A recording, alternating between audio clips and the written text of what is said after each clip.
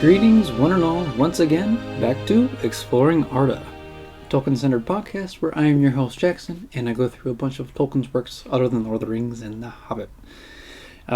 So, finally, we get to the very last chapters of the Children of Húrin. Hooray! So, yes, I'm going to be reading the two last chapters, which, of course, very fitting, are called The Death of Glaurung and I think The Death of Húrin. Yeah, Death of Húrin. So, might as well just tell you guys right now, those are the two chapters, so it's kind of like, yeah, that's just how they're named, so, just kind of, I guess you'll see how exactly their death happens and whatnot.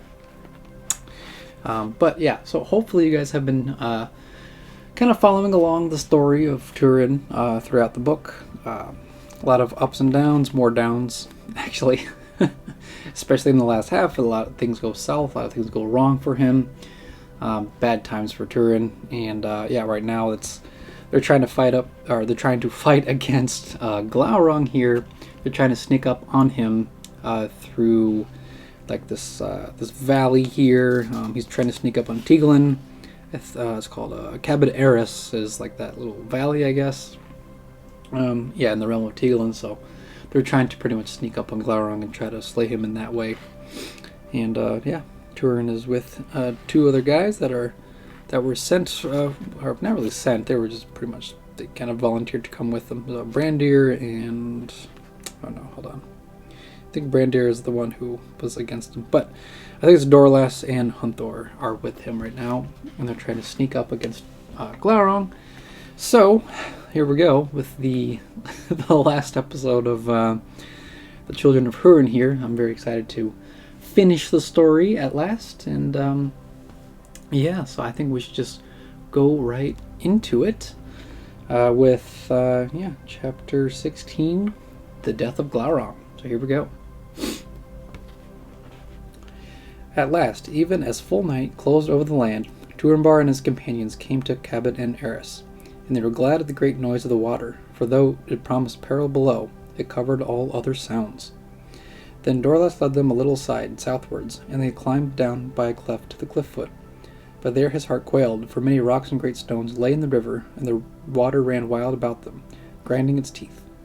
"This is a sure way to death," said Dorlas.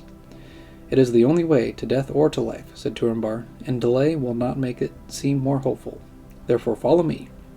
And he went on before them, and by skill and hardihood, or by fate, he came across, and in the deep dark he turned to see who came after. A dark form stood beside him. "Dorlas?" he said. "No, it is I," said Hunthor. "Dorlas failed at the crossing, I think, for a man may love war, and yet dread many things. He sits shivering on the shore, I guess, and many shame take him for his words to my kinsman." Now Túrin and Hunthor rested a little, but soon the night chilled them, for they were both drenched with water, and they began to seek a way along the stream northwards, towards the lodgment of Glaurung. There the chasm grew darker and narrower, and as they felt their way towards, they could see a flicker above them as a smoldering fire, and they heard the snarling of the great worm in his watchful sleep.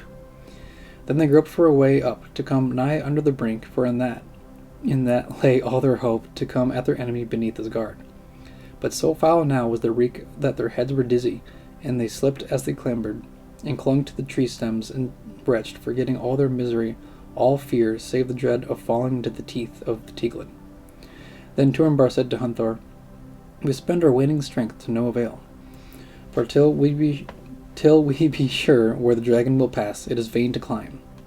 "But when we know," said Hunthor, "then there will be no time to seek a way up out of the chasm." "Truly," said Túrin, "but where all lies on chance, to chance we must trust."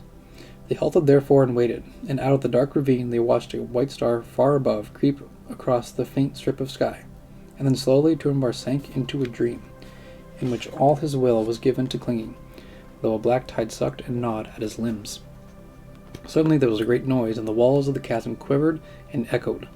Túrin roused himself and said to Hunthor, "He stirs. The hour is upon us. Strike deep, for two must strike now for three." And with that Glaurung began his assault upon Brethil, and all passed much as Túrin had hoped, For now the dragon crawled with slow weight to the edge of the cliff, and he did not turn aside, but made ready to spring over the chasm with his great forelegs, and then draw his bulk after. Terror came with him, for he did not begin his passage right above, but a little to the northward, and the watchers from beneath could see the huge shadow of his head against the stars, and his jaws gaped, and he had 7 tongues of fire. And then he sent forth a blast, so that all the ravine was filled with a red light, and black shadows flying among the rocks. But the trees before him withered and went up in smoke, and stones crashed down into the river. And thereupon he hurled himself forward and grappled the further cliff with his mighty claws, and began to heave himself across. Now there was need to be bold and swift, for though Turambar and Hunthor had escaped the blast, since they were not right in Glaurung's path, they yet had to come at him before he passed over, or all their hope failed. Heedless of peril, therefore, Turambar clambered along the cliff to come beneath him, but there so deadly was the heat and the stench that he tottered and would have fallen if Hunthor, following stoutly behind, had not seized his arm and steadied him. "Great heart," said Turambar, "happy was the choice that took you for the helper." But even as he spoke, a great stone hurtled from above and smote Hunthor on the head, and he fell into the water, and so ended. Not the least valiant of the house of Haleth. Then Turambar cried, "Alas, it is ill to walk in my shadow. Why did I seek aid? For now you are alone, O Master of Doom, as you should have known it must be. Now conquer alone." Then he summoned to him all his will and all his hatred of the heart in his master, and it seemed to him that suddenly he found a strength of heart and of body that he had not known before, and he climbed the cliff from stone to stone and root to root, until he seized at last a slender tree that grew a little beneath the lip of the chasm, and though its top was blasted, it still held fast by its roots. And even as he steadied himself in a fork of its boughs, the midmost part of the dragon came above him, and swayed down with their weight almost upon his head, ere Glaurung could heave them up. Pale and wrinkled was their underside, and all dank with a grey slime, to which clung all manner of dropping filth, and it stank of death. Then Turambar drew the black sword of Beleg, and stabbed upwards with all the might of his arm, and of his hate, and the deadly blade, long and greedy, went into the belly, even to its hilts. Then Glaurung, feeling his death pang, gave forth a scream, whereat all the woods was shaken, and the watchers at Nen Girith were aghast. Turambar reeled as from a blow and slipped down, and his sword was torn from his grasp and clave to the belly of the dragon. For Glaurung in a great spasm bent up all his shuddering bulk and hurled it over the ravine, and there upon the further shore he writhed, screaming, lashing, and coiling himself in his agony, until he was broken a great space all about him, and lay there at last in a smoke and a ruined, and was still. Now Turambar clung to the roots of the tree, stunned and well nigh overcome, but he strove against himself and drove himself on, and half sliding and half climbing he came down to the river, and dared again the perilous crossing, crawling now on hands and feet, clinging, blinded with spray, until he came over at last and climbed wearily up the cleft by which he had descended. Thus he came at length to the place of the dying dragon, and he looked on its stricken enemy without pity, and was glad. There now Glaurung lay, with jaws agape, but all his fires were burned out, and his evil eyes were closed. He was stretched out in his length, and had rolled upon one side, and the hilt of Gurthang stood in his belly. Then the heart of Turambar rose high within him, and though the dragon still breathed, he could recover his sword, which, if he prized it before now, worth to him all the treasure of Nargothrond. True proved the words spoken at its forging, that nothing, great or small, should live that once it had bitten. Therefore, going up to his foe, that he set foot upon his belly, and seizing the hilt of Gurthang, he put forth his strength to withdraw it, and he cried in mockery of Glaurung's word at Nargothrond, "Hail, worm of Morgoth! Well met again! Die now, and the darkness have you! Thus is Túrin, son of Húrin, avenged." Then he wrenched out the sword, and even as he did so, a spout of black blood followed it, and fell upon his hand, and his flesh was burned by the venom, so that he cried aloud at the pain. Thereat Glaurung stirred and opened his baleful eyes, and looked upon Turambar with such malice that it seemed to him that he was smitten by an arrow, and for that, and for the anguish of his hand, he fell in a swoon, and lay as one dead beside the dragon, and his sword was beneath him. Alright, so we do a little bit of a quick break here. Yeah, so that's basically, really Túrin kind of did end up slaying Glaurung the way that he intended to. It's just, obviously with Oh boy, I'm forgetting his name already. Begins with an H. Hunthor. So the unfortunate death of Hunthor being smoked by a rock. Basically, when Glaurung kind of like shows up and starts crawling around the cliffs, he gets hit in the head, obviously way too hard, and falls down into the river. And so, of course, Túrin blames himself because he's like, well, maybe I shouldn't have brought him along, because whoever he brings along, pretty much death or tragedy follows with. So, but he does end up stabbing Glaurung literally from beneath, and Glaurung pretty much like falls down on the sword after that, and pretty much is given the death blow there. But Túrin becomes a little too prideful of himself, and like he's like trying to wrench out the sword, and like kind of like just making fun of Glaurung, that all the blood pretty much spills. Glaurung's blood spills on him and starts burning him. And I think just with all the stench, the blood, and the curse of Glaurung, and all the, I guess, dark magic he's made out of, I'm assuming dark magic he's made out of because of Morgoth, yeah, he falls into this unconscious swoon. And yeah, so always something bad happens with Túrin. So I think on with the story we go. Now the screams of Glaurung came to the people at Nen Girith, and they were filled with terror.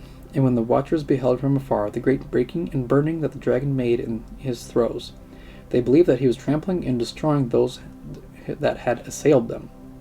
Then indeed they wished the miles longer than lay between them, but they dared not leave the high place where they were gathered, for they remembered the words of Túrin, that, if Glaurung conquered, he would go first to Brandir.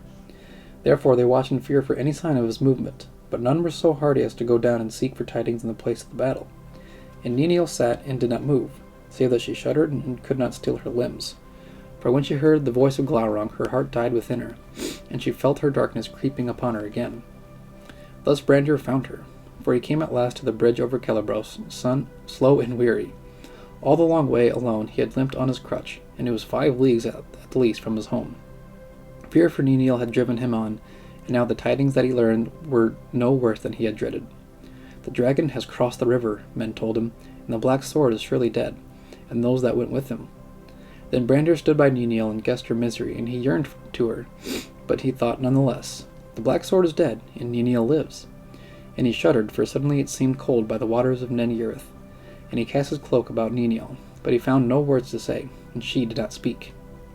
Time passed, and still Brandir stood silent beside her, peering into the night and listening, but he could see nothing, and could hear no sound by the falling of the waters of Nen Girith.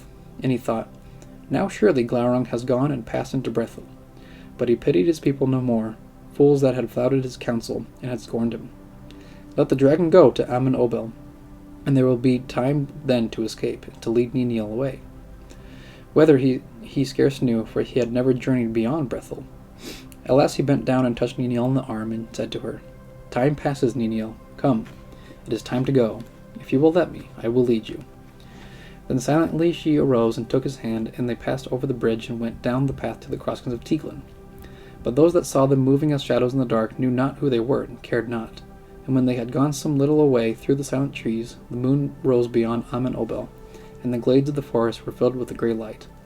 Then Niniel halted and said to Brandir, Is this the way? And he answered, What is the way? For all our hope in Brethil is ended. We have no way, save to escape the dragon and flee far from him, while there is yet time. Niniel looked at him in wonder and said, Did you not offer to lead me to him, or would you deceive me? The black sword was my beloved and my husband, and only to find him do I go. Where else could you think? Now do as you will, but I must hasten. And even as Brandir stood a moment amazed, she sped from him, and he called after her, crying, Wait, Niniel, go not alone. You know not what you will find. I will come with you. But she paid no heed to him, and went now as though her blood burned her, which before had been cold. And though he followed as he could, she passed soon out of his sight. Then he cursed his fate and his weakness, but he would not turn back. Now the moon rose white in the sky, and was near the full, and as Niniel came down from the upland towards the land near the river, it seemed to her that she remembered it and feared it. For she was come to the crossings of Teiglin, and Hod and Eleth stood there before her, pale in the moonlight, with a black shadow cast athwart it, and out of the mound came a great dread. Then she turned with a cry and fled south along the river, and cast her cloak as she ran, as though casting off a darkness that clung to her, and beneath she was all clad in white, and she shone in the moon as she flitted among the trees. Thus Brandir above all on the hillside saw her, and turned to cross her course, if he could.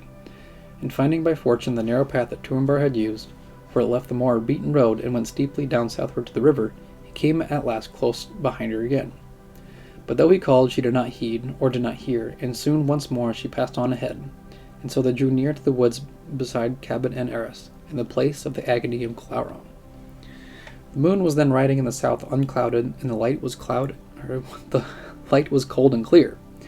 Coming to the edge of the ruin that Glaurung had wrought, Niniel saw his body laying there, and his belly gray in the moonsheen, but beside him lay a man. Then, forgetting her fear, she ran on amid the smoldering wreck, and so came to Turambar. He was fallen on his side, and his sword lay beneath him, but his face was wan as death as the white light. Then she threw herself down by him weeping, and kissed him, and it seemed to her that he breathed faintly, but he thought it but a trickery of false hope, for he was cold and did not move, nor did he answer her. And as she caressed him, she found that his hand was blackened, as if it had been scorched. She washed it with her tears, and tearing a strip from her raiment, she bound it about. But still he did not move at her touch, and she kissed him again, and cried aloud, Turambar, Turambar, come back, hear me, awake, for it is Niniel, the dragon is dead, and I alone am here by you. But he answered nothing. Her cry Brandir heard, for he had come to the edge of the ruin, but even as he stepped forward towards Niniel, he was halted, and stood still. For at the cry of Niniel, Glaurung stirred for the last time, and a quiver ran through all his body, and he opened his baleful eyes aslit, and the moon gleamed in them. As gasping, he spoke. Hail Nienor, Hail Nienor, there we go, daughter of Húrin, we meet again ere we end. I give you joy that you have found your brother at last, and now you shall know him, a stabber in the dark, treacherous to foes, faithless to friends, and a curse unto his kin, Túrin, son of Húrin. But the worst of all, his deeds you shall feel in yourself. Then Nienor sat as one stunned, but Glaurung died, and with his death the veil of his malice fell from her, and all her memory grew clearer before her, from day unto day. Neither did she forget any of those things that had befallen her since she lay on Hod and Eleth, and her whole body shook with horror and anguish. But Brandir, who had heard all, was stricken and leaned against a tree. Then suddenly Nienor started to her feet, and stood pale as a wraith in the moon, and looked down on Túrin, and cried, Farewell, old twice beloved. Túrin Turambar, Turun Ambatarnen. Oof, elvish stuff. Master of doom by doom, mastered. Oh, happy to be dead. Then, distraught with woe and the horror that had overtaken her, she fled wildly from that place, and Brandir stumbled after her, crying, Wait! Wait, Niniel! One moment she paused, looking back with staring eyes. Wait, she cried. Wait? That was ever your counsel. Would that I had heeded, but now it is too late, and now I will wait no more upon Middle-earth. She sped on before him. Swiftly she came to the brink of Cabot and Eris, and there stood and looked on the loud water, crying, Water, water! Take now Niniel, Nienor, daughter of Húrin, Morning, morning, daughter of Morwen. Take me and bear me down to the sea. With that she cast herself over the brink, a flash of white swallowed in the dark chasm, a cry lost in the roaring of the river. We'll do a little bit of a break here. So, not only is it the death of Glaurung at the very, very last second, but he finally releases her from the dark spell that he cast on her, and she realizes then of the truth of everything, and all that horror, obviously, and all of the anxiety just suddenly floods and washes over her. And pretty much goes to one of the cliffs, and she dies by pretty much, this is casting herself over the brink to be lost to the sea. So that's pretty much, so it's not only the death of Glaurung, but it's the death of Nienor as well, or Niniel, as you might say. It's a tragic end for her as well. Very much, very, very tragic. So I'm gonna do something quick.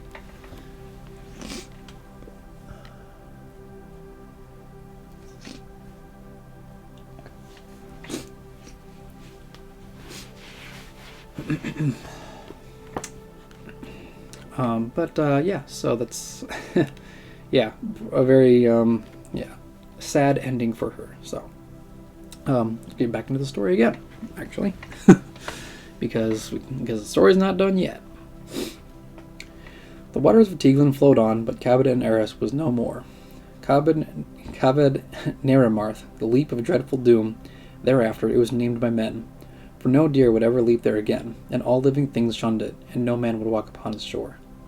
Last of men to look down into its darkness was Brandir, son of Handir, and he turned away in horror, for his heart quailed, and though he hated now his life, he could not there take the death that he desired. Then his thought turned to Túrinbar, and he cried, "Do I hate you, or do I pity you? But you are dead. I owe you no thanks, taker of all that I had or would have. But my people owe you a debt. It is fitting that from me they should learn it." And so he began to limp back to Nen Girith, avoiding the place of the dragon with a shudder. And as he climbed the steep path again, he came on a man that peered through the trees, and seeing him, drew back. But he had marked his face in a gleam of the sinking moon. "Ha, Dorlass!" he cried. "What news can you tell? How came you off alive, and what of my kinsmen?" "I know not," answered Dorlass sullenly. "Then that is strange," said Brandir. If you will know," said Dorlass, "the black sword would have us ford the races of Teiglin in the dark. Is it strange that I could not? I am a better man with an axe than some, but I am not goat-footed." "So they went on without you to come at the dragon," said Brandir. "But how when he passed over? At the least you would stay near and would see what befell." But Dorlass made no answer and stared only at Brandir with hatred in his eyes. Then Brandir understood, perceiving suddenly that this man had deserted his companions and, unmanned by shame, had then hidden in the woods. "Shame on you, Dorlass," he said. "But you are the beggar of our woes, egging on the black sword, bringing the dragon upon us, putting me to scorn, drawing Hunther to his death, and then you flee to skulk in the woods." And as he spoke, another thought entered his mind, and he said in great anger, "Why did you not bring tidings? It was the least penance you could do. Had you done so, the Lady Niniel would have no need to seek them herself. She need never have seen the dragon. She might have lived. Dorlass, I hate you." "Keep your hate," said Dorlass. "It is as feeble as all your counsels. But for me the orcs would have come and hung you as a scarecrow in your garden. Take the name Skulker to yourself." And with that, being for his shame the readier to wrath, he aimed a blow at Brandir with his great fist, and so ended his life, before the look of amazement left his eyes. For Brandir drew his sword and hewed him his death blow. Then for a moment he stood trembling, sickened by the blood, and casting down his sword he turned and went on his way, bowed upon his crutch. As Brandir came to Nen Girith, the pallid moon was gone down, and the night was fading. Morning was opening in the east. The people that cowered there still by the bridge saw him come like a grey shadow in the dawn, and some called to him in wonder, "Where have you been? Have you seen her? For the Lady Niniel is gone." "Yes," said Brandir, "she is gone, never to return. But I am come to bring you tidings. Hear now, people of Brethil, and say if there was ever such a tale as the tale that I bear. The dragon is dead, but dead also is Túrinbar at his side. And those are good tidings. Yes, both are good indeed." Then the people murmured, wondering at his speech, and some said that he was mad. But Brandir cried, "Hear me to the end. Niniel too is dead. Niniel the fair, whom you loved, whom I loved dearest of all. She leaped from the brink of the Deer's Leap, and the teeth of Teiglin have taken her. She is gone, hating the light of day. For this she learned before she fled. Húrin's children were they both, sister and brother. Thermormegel he was called. Túrinbar he named himself, hiding his past. Túrin, son of Húrin. Niniel we named her, not knowing her past. Nienor she was, daughter of Húrin. To Brethil they brought her dark doom's shadow. Here their doom has fallen, and of grief this land shall never again be free. Call it not Brethil, not the land of the Halithrim, but Sark Nia Chin Húrin, grave of the children of Húrin. Then, though they did not understand yet how this evil had come to pass, the people wept as they stood, and some said, "A grave there is in Teiglin for Niniel the beloved. A grave there shall be for Túrinbar, most valiant of men. Our deliverer shall not be left to lie under the sky. Let us go to him." That's the end of the chapter here. And that's still kind of a lot, actually, to go. So that's the end of the chapter, end of Death of Glaurung. So obviously, more happens. So Dorlass pretty much is, he's kind of considered a I don't know. He runs from the fight at the very end, from the fear of Glaurung and stuff like that, and the fear of crossing the river. He couldn't do it. But of course, Brandir finds him, and both of them were pretty much hot-headed, and they both kind of disagreed with one another. And ultimately, Brandir ends up slaying Dorlas in the process, and so it's like a whole night of just like of violence and death, and nothing good comes out of it. And I gotta see here. Okay, so I'm gonna try to finish the episode here because my battery's dead. So, but that's kind of like the end of the chapter of the death of Glaurung, and I think it's best to kind of just go right into the death of Túrin, which is the last chapter here, chapter 18. Let's see if I can finish it in time. So here we go. Now even as Niniel fled away, Túrin stirred, and it seemed to him that out of his deep darkness he heard her call to him far away.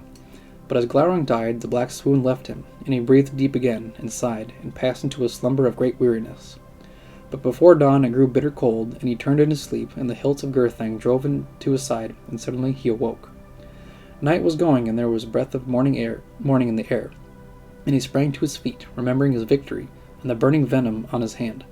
He raised it up and looked at it, and marveled, for it was bound about with a strip of white cloth, yet moist, and he was at ease, and he said to himself, "Why should one tend me so, and yet leave me here to lie cold amid the rack and the dragon's stench? What strange things have chanced?" Then he called aloud, but there was no answer. All was black and drear around him, and there was the reek of death. He stooped and lifted his sword, and it was whole, and the light of its edges was undimmed. "Foul was the venom of Glaurung," he said, "but you are stronger than I, Gurthang. All blood you will drink. Yours is the victory. But come, I must go seek for aid. My body is weary, and there is a chill in my bones." Then he turned his back upon Glaurung and left him to rot. But as he passed from that place, each step seemed more heavy, and he thought, "At Nengirith, maybe I will find one of the scouts awaiting me. But what I were soon in my own house, and might feel the gentle hands of Niniel and the good skill of Brandir." And so at last, walking wearily, leaning on Gurthang, through the grey light of early day, he came to Nengirith. And even as men were setting forth to seek his dead body, he stood before the people. Then they gave back in terror, believing that it was his unquiet spirit, and the women wailed and covered their eyes. But he said, "Nay, do not weep, but be glad. See, do I not live? And have I not slain the dragon that you feared?" Then they turned upon Brandir and cried, "Fool, with your false tales, saying that he lay dead. Did we not say that you were mad?" Then Brandir was aghast, and stared at Túrin with fear in his eyes, and he could say nothing. But Túrin said to him, "It was you then that were there, and tended my hand. I thank you, but your skill is failing, and if you cannot tell swoon from death." Then he turned to the people. "Speak not so to him, fools all of you. Which of you would have done better? At least he had the heart to come down to the place of battle while you sit wailing. But now, son of Handir, come. There is more than I would learn. Why are you here, and all this people, whom I left at the Ethel? If I may go into the peril of death for your sakes, may I not be obeyed when I am gone? And where is Niniel? At the last I may hope that you did not bring her hither, but left her where I bestowed her, in my house with true men to guard it." And when no one answered him, "Come, say, where is Niniel?" he cried. "For her first I would see, and to her first will I tell the tale of the deeds in the night." But they turned their faces from him, and Brandir said at last, "Niniel is not here." "That is well then," said Túrin. "Then I will go to my home. Is there a horse to bear me, or a bier that would be better? I faint with my labors." "Nay, nay," said Brandir in anguish of heart. "Your house is empty. Niniel is not there. She is dead." But one of the women, the wife of Dorlas, who loved Brandir little, cried shrilly, "Pay no heed to him, lord, for he is crazed. He came crying that you were dead, and calling it good tidings. But you live. Why then should his tale of Niniel be true, that she is dead and yet worse?" Then Túrin strode towards Brandir. "So my death was good tidings," he cried. "Yes, ever did you begrudge her to me that I knew. Now she is dead, you say, and yet worse? What lie have you begotten in your malice, clubfoot? Would you slay us then with foul words, since you can wield no other weapon?" Then anger drove pity from Brandir's heart, and he cried, "Crazed? Nay, crazed are you, black sword of black doom, and all this dotard people. I do not lie. Niniel is dead, dead. Seek her in Teiglin. Then Túrin stood still and cold. How do you know? He said softly. How did you contrive it? I know because I saw her leap, answered Brandir, but the contriving was yours. She fled from you, Túrin, son of Húrin, and in Cabot and Aris she cast herself that she might never see you again. Niniel. Niniel? Nay, Nienor, daughter of Húrin. Then Túrin seized him and shook him, for in those words he heard the feet of his doom overtaking him, but in horror and fury his heart would not receive them, as a beast hurt to death that will wound ere it dies all that are near it. Yes, I am Túrin, son of Húrin, he cried. So long ago you guessed, but nothing do you know of Nienor, my sister. Nothing. She dwells in the hidden kingdom and is safe. It is a lie of your own vile mind to drive my wife witless and now me. You limping evil, would you dog us both to death? But Brandir shook him off. Touch me not, he said. Stay your raving. She that you name wife came to you and tended you, and you did not answer her call, but one answered for you. Glaurung the dragon, who I deem bewitched you both to your doom.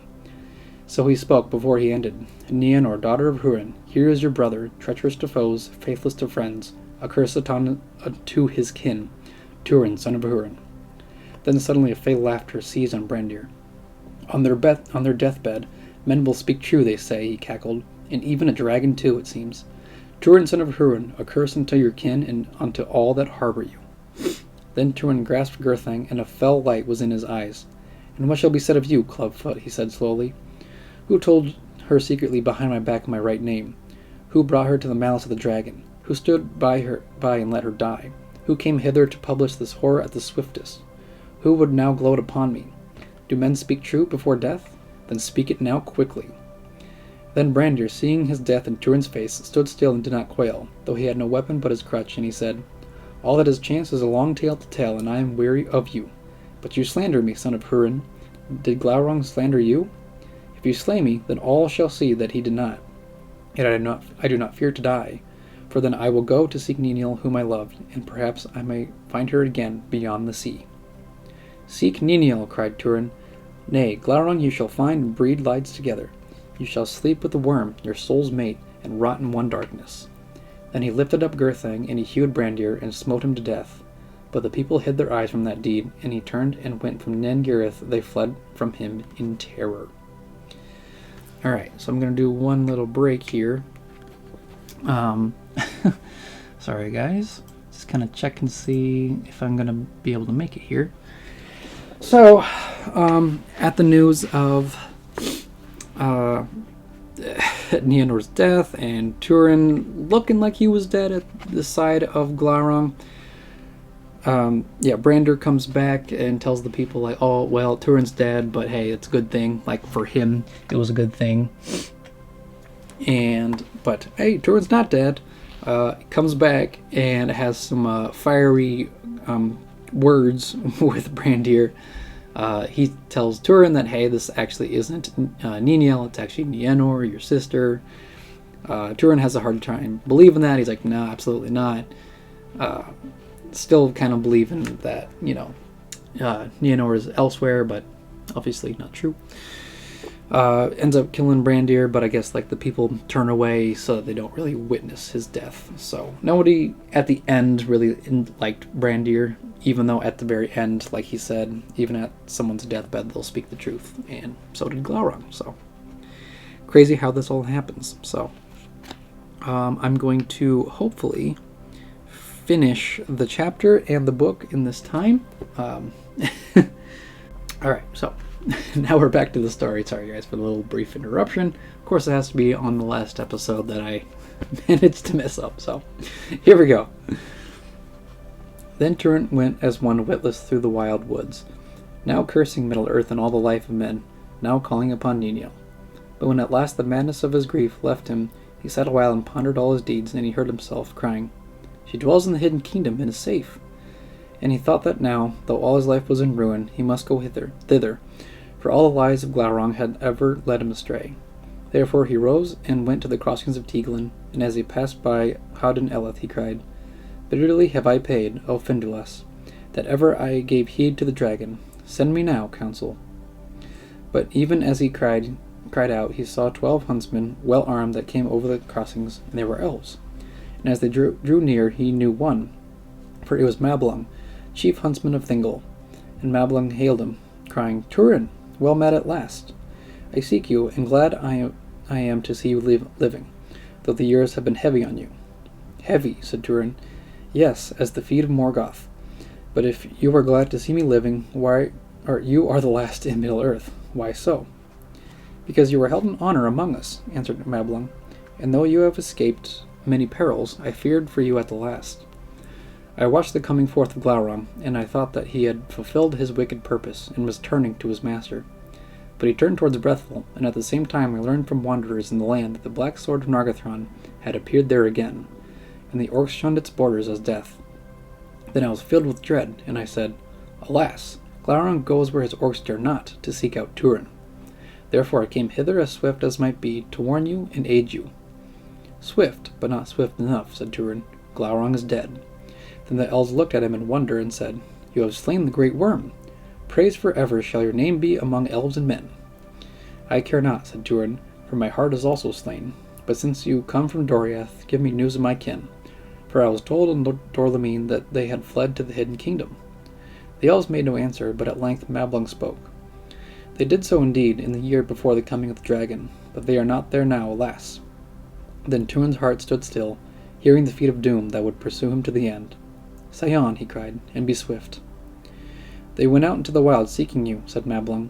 "It was against all counsel, but they would go to Nargothrond, when it was known that you were there, that you were the Black Sword. And Glaurung came forth, and all their guard was scattered. More would none have seen since that day, but Nienor had a spell of dumbness upon her, and fled north into the woods like a wild deer, and was lost." Then, to the wonder of the elves, Túrin laughed aloud and shrill. "Is not that a jest?" he cried. "Oh, the fair Nienor! So she ran from Doriath to the dragon, and from the dragon to me. What a sweet grace of fortune! Brown as a berry she was, dark was her hair, small and slim as an elf child, none could mistake her." Then Mablung was amazed, and he said, "But some mistake is here. Not such was your sister. She was tall, and her eyes were blue, her hair fine gold, the very likeness in woman's form of Húrin's her father. You cannot have seen her." Can I not, Mablung?" cried Túrin. But why no? For see, I am blind. Did you not know? Blind, groping since childhood in the dark mist of Morgoth. Therefore leave me. Go back to Doriath, and may winter shrivel it. A curse upon Menegroth, and a curse on your errand.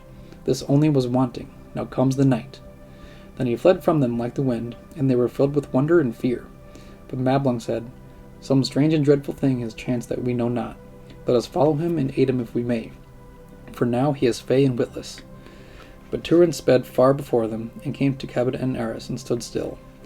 And he heard the roaring of the water, and saw that all the trees near and far were withered, and their sere leaves fell mournfully, as though winter had come in the first days of summer.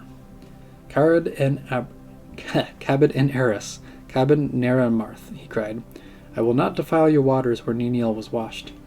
For all my deeds have been ill, and the latest the worst." Then he drew forth his sword, and said, "Hail, Gurthang, iron of death! You alone now remain. But what lord of loyalty do you know, save the hand that wields you? From no blood will you shrink. Will you take Túrin, Will you slay me swiftly?" And from the blade rang a cold voice in answer, "Yes, I will drink your blood, that I may forget the blood of Beleg my master, and the blood of Brandir slain unjustly. I will slay you swiftly." Then Túrin set the hilt upon the ground, and cast himself upon the point of Gurthang, and the black blade took his life. I think that's a good point to have a little break. So, obviously, now is the death of Túrin. So, very, very end of Túrin, and actually, of course, naturally, you get the final... Hold on.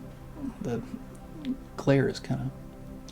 Well, basically, it's the last painting here of Ellen Lee of the death of Túrin, casting himself over the same, I guess, rivers where Nienor took her own life as well, and I guess he just kind of like finally realizes as he wanders and he sees the elves and he asks them all these questions, that Glaurung at the very end did speak the truth, that Nienor was obviously, Niniel was Túrin's sister, and he realizes all that, and he realizes that time and time and time again, no matter where he goes, tragedy or death will befall somebody else. And so, of course, he pretty much lays Gurthang, and it's, I don't know why I always forget this part of it, but, like, Gurthang actually talks back, which is actually, like, crazy to think about, but also it's a cursed sword, so, I mean, at the same time, is it really that surprising? I mean, forged by Ael, I think it was, Ael the Dark Elf, and it's very cold, and, like, the blade rang a cold voice. Yes, I will drink your blood. I don't know how you would really do it, but man, yeah, it's obviously a tragic end for Túrin. Just him realizing everything that's befallen him and just doesn't want to continue on because he realizes that no matter what help he gets, there's something else that's gonna follow along and pretty much, cast another shadow upon all the people that he is in contact with. So even though that is the death of Túrin, the chapter kind of goes on. So we'll finish. I'm actually going to try to finish the chapter here and finish the book. But Mablung came and looked on the hideous shape of Glaurung lying dead, and he looked upon Túrin and was grieved, thinking of Húrin as he had seen him in the Nirniath Arnuediad, and the dreadful doom of his kin. As the elves stood there, men came down from Nen Gareth to look upon the dragon, and when they saw to what end the life of Túrin Turambar had come, they wept, and the elves, learning at last the reason of Túrin's words to them, were aghast. Then Mablung said bitterly, I also have been meshed in the doom of the children of Húrin, and thus with words have slain one that I loved. Then they lifted up Túrin and saw that his sword was broken asunder. So passed all that he possessed. With toil of many hands they gathered wood and piled it high and made a great burning and destroyed the body of the dragon, until it was but black ash and his bones beaten to dust, and the place of that burning was ever bare and barren afterward. But Túrin they laid in a high mound where he had fallen, and the shards of Gurthang were set beside him. And when all was done, and the minstrels of elves and men had made lament, telling of the valor of Turambar and the beauty of Niniel, a great grey stone was brought and set upon the mound, and thereon the elves carved in the runes of Doriath, Túrin Turambar Dagnir Glaurunga, and beneath they also wrote Nienor Niniel. But she was not there, nor was it ever known whether the cold waters of Teiglin had taken her. And here ends the tale of the Children of Húrin, longest of all the lays of Beleriand. After the deaths of Túrin and Nienor, Morgoth released Húrin from bondage in furtherance of his evil purpose. In the course of his wanderings he reached the forest of Brethil, and came up in the evening from the crossings of Teiglin to the place of the burning of Glaurung, and the great stone standing on the brink of Cabed Neramarth. Of what befall there, this is told. But Húrin did not look at the stone, for he knew what was written there, and his eyes had seen that he was not alone. Sitting in the shadow of the stone there was a figure bent over its knees. Some homeless wanderer, broken with age it seemed, too wayworn to heed his coming, but its rags were the remnants of a woman's garb. At length, as Húrin stood there silent, she cast back her tattered hood and lifted up her face slowly, haggard and hungry as a long-hunted wolf. Grey she was, sharp-nosed with broken teeth, and with a lean hand she clawed at the cloak upon her breast. But suddenly her eyes looked into his, and then Húrin knew her. For though they were wild now and full of fear, a light still gleamed in them, hard to endure. The elven light that long ago had earned her name, Elidwin, proudest of mortal women in the days of old. Elidwin! Elidwin! Húrin cried, and she rose and stumbled forward, and he caught her in his arms. You come at last, she said. I have waited too long. It was a dark road. I have come as I could, he answered.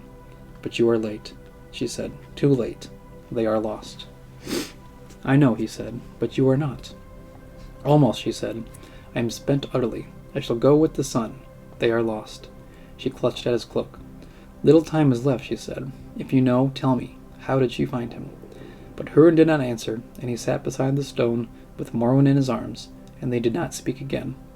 The sun went down, and Morwen sighed, and clasped his hand, and was still. And Húrin knew that she had died.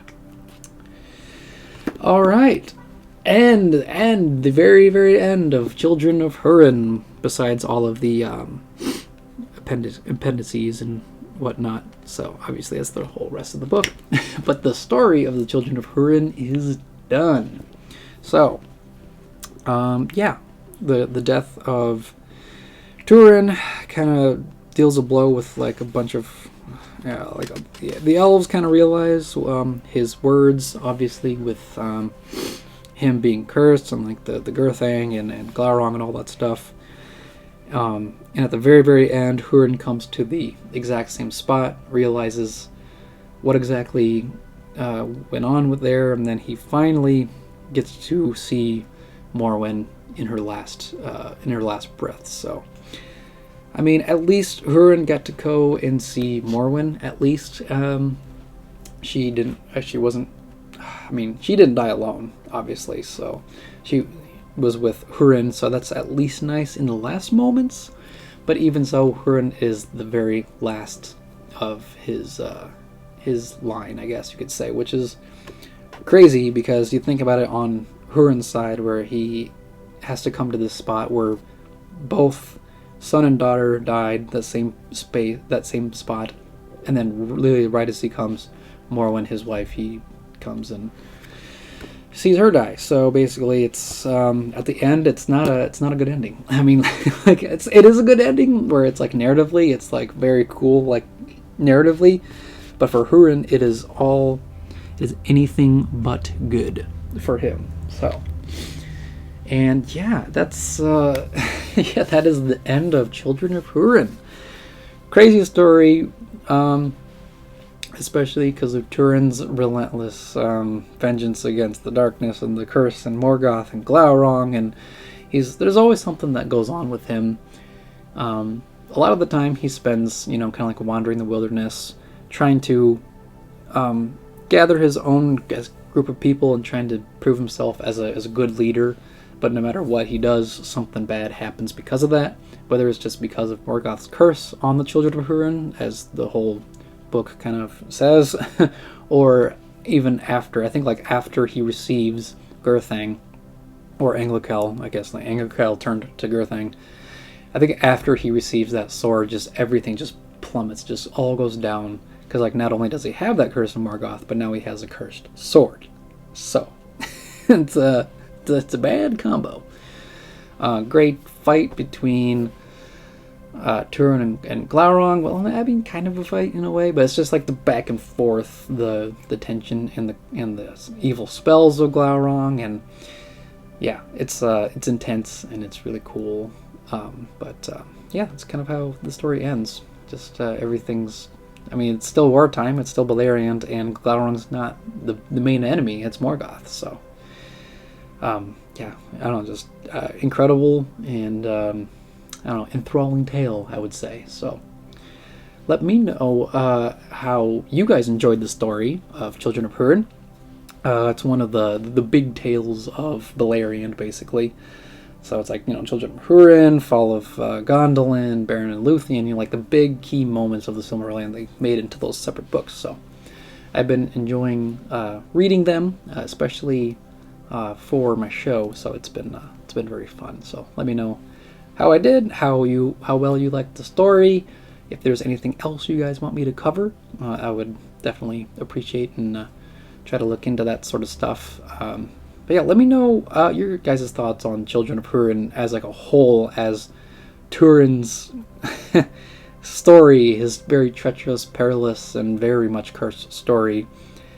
It's crazy to think of how he was, pretty much like, born in a time of war, of Beleriand, obviously, of Morgoth.